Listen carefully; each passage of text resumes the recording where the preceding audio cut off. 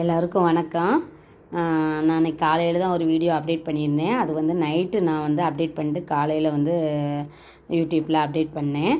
அதிலேயே சொல்லியிருப்பேன், கொஞ்சம் கோழி குஞ்சுகள்லாம் செத்து போச்சு, பெரிய கோழிகளுக்கு எதுவும் வராமல் பார்க்கணும் அப்படின்ட்டு. நான் நேற்று கவனிக்கலை. இன்றைக்கி காலையில் தான் போய் ஒரு அடைக்கோழி பார்க்குறேன். அடையில் படுத்துக்கிட்டு இருந்தது. கழுத்தை மேலே தூக்கிட்டு இருந்துச்சு. எனக்கு பார்த்தோன்னே ரொம்ப பாவமாக போயிடுச்சு. அடையிலேருந்து எடுத்துகிட்டு வந்துட்டேன். குஞ்சு இன்னொரு கோழி குஞ்சு பொரிச்சிருந்துச்சி. அதோடு சேர்த்து அந்த முட்டையெல்லாம் வச்சுட்டு அந்த கோழியை எடுத்துகிட்டு வந்தேன். அதோட நிலமையை பாருங்கள்.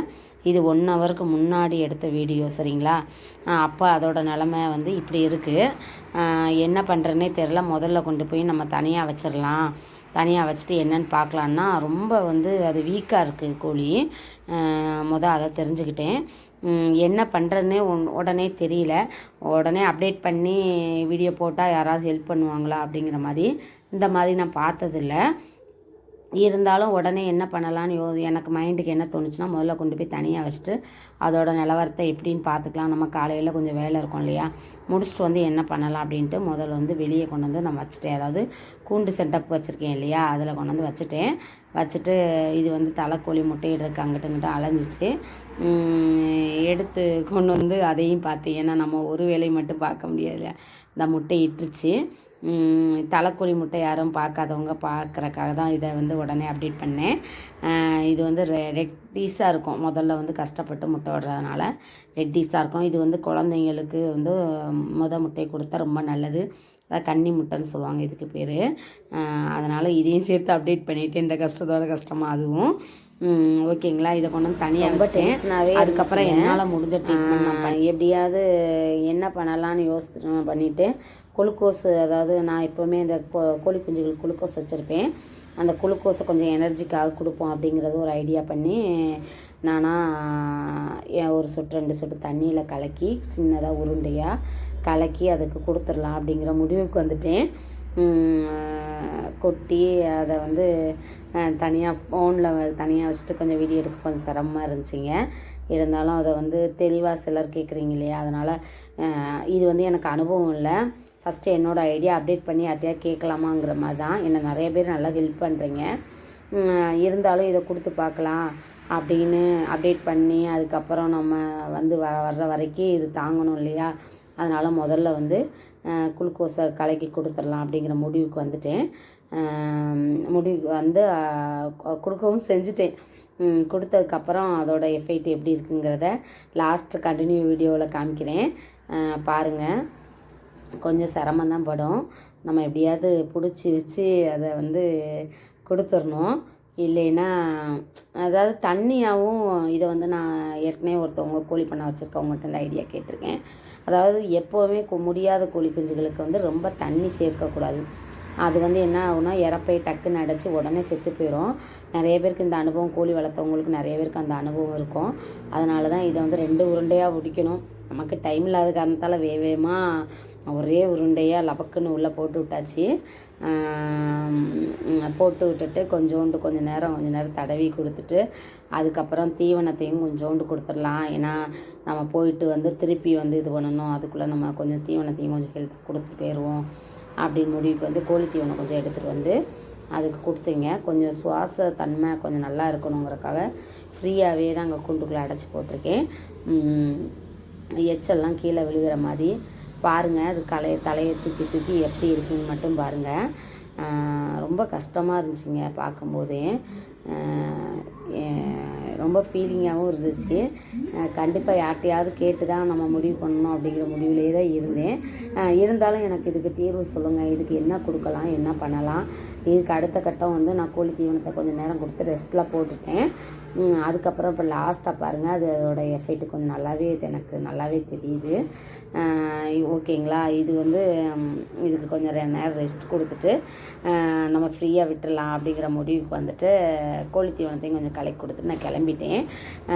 யாருக்காவது கண்டிப்பாக இதோட அனுபவம் இது மாதிரி உள்ள கோழி குஞ்சுகளை காப்பாற்றுறவங்க இதுக்கு என்ன கொடுக்கலாம். இதுக்கு அடுத்த கட்டம் வந்து ரெஸ்ட்டில் போட்டுட்டு அதுக்கப்புறம் நம்ம எப்பவும் போல் வெங்காயம் பூண்டு இதெல்லாம் அரைச்சி கொடுக்கலாம் அப்படிங்கிற கொஞ்சம் ஹெல்த்தி ஆக்கிட்டு அப்புறம் வந்து தாங்குகிற சக்தி வந்ததுக்கப்புறம் கொடுக்கலான்னு முடிவுக்கு வந்திருக்கேன். இன்னும் நான் கொடுக்கல.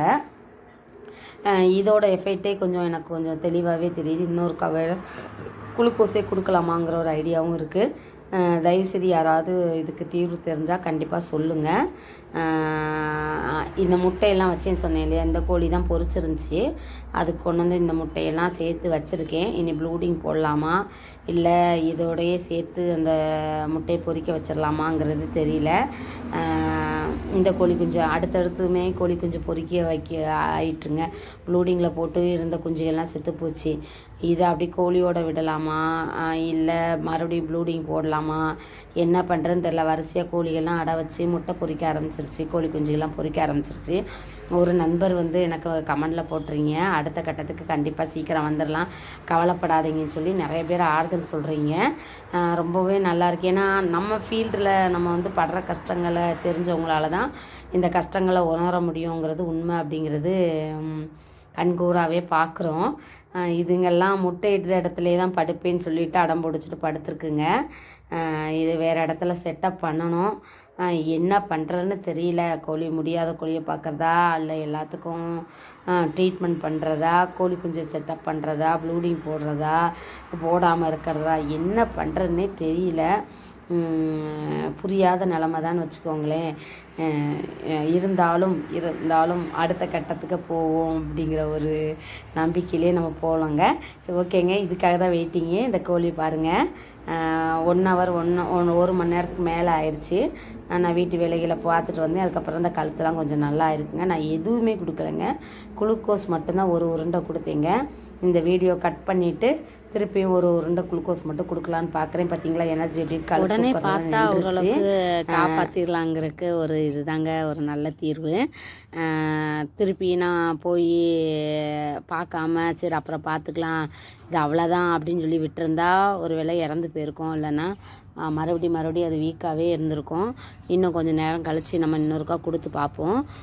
பார்த்துட்டு அதுக்கப்புறம் வந்து இன்னும் மனசு கேட்கல, இன்னும் எப்படி இருக்குங்கிறத திருப்பி வந்து வீடியோ எடுத்து காமிக்கிறேன் பாருங்கள். நல்லாவே இருக்குது. கொஞ்சம் கூட கழுத்து தூக்கவே இல்லை. ஒரு உருண்டை குளுக்கோஸில் ஹெல்த்தி ஆயிடுச்சு. இன்னுமே குளுக்கோஸ் பாக்கெட் கொஞ்சம் தான் இருக்குது. கொஞ்சம் இன்னுமே 2 உருண்டை கொடுத்துட்டு அப்புறம் அடுத்த வேலைக்கு போகலாமா அப்படிங்கிறதான். பரவாயில்ல, உங்கள்கிட்ட எல்லாத்தையும் கேட்கலாம் அப்படின்னு நினச்சேன். பரவாயில்ல, நம்மளே கொஞ்சம் நிதானமாக யோசித்தோன்னா கரெக்டான முடிவு எடுக்கலாங்கிறதுக்கு இதுவே உதாரணம். ஓகேங்க. கொஞ்சம் ஃபால்ட்டாக இருக்கும்போதே பார்த்தோம்னா ஓரளவுக்கு காப்பாற்றிடலாங்கிறதுக்கு எனக்கு மறுபடியும் அதை வீடியோ எடுத்து போடணுமே தோணுது. ஏதாவது மறுபடியும் கழுத்து தூக்குதா, சரி டென்ஷனும் ஆக்க வேணாம் அப்படிங்கிறது ஒரு பக்கம் இருந்துக்கிட்டே தான் இருக்குது. நம்மளை பார்த்தோன்னா அது டென்ஷன் ஆகுது. ஒருவேளை முட்டையெல்லாம் தேடுது வேணுமோ, அடையில் படுக்க வைக்கலாமா வேண்டாமான்னு தெரியல. இல்லை இப்படியே வச்சு தேத்தி வெளியே விட்டுடலாமா, முட்டையை தேடுதா இல்லைன்னா கொஞ்சம் ஹெல்த்தி ஆயிடுச்சுன்னா முட்டையை தேட ஆரம்பிச்சுன்னு நினைக்கிறேன். ஓரளவுக்கு அப்படி பார்த்துக்கிட்டே இருக்குது. ரொம்ப சந்தோஷமாக இருக்குங்க. இவ்வளோ தெளிவானதை நான் பார்த்ததே கிடையாது. ஓரளவுக்கு நோய் வந்ததுக்கப்புறம் நான் இதுவரை காப்பாற்றினதே கிடையாது. இவ்வளோ நாள் நான் வளர்த்துமே ரொம்ப சந்தோஷமான ஃபீலிங்க. எல்லாருக்கூடையும் நல்லா பகிர்ந்துக்கிட்டேன்.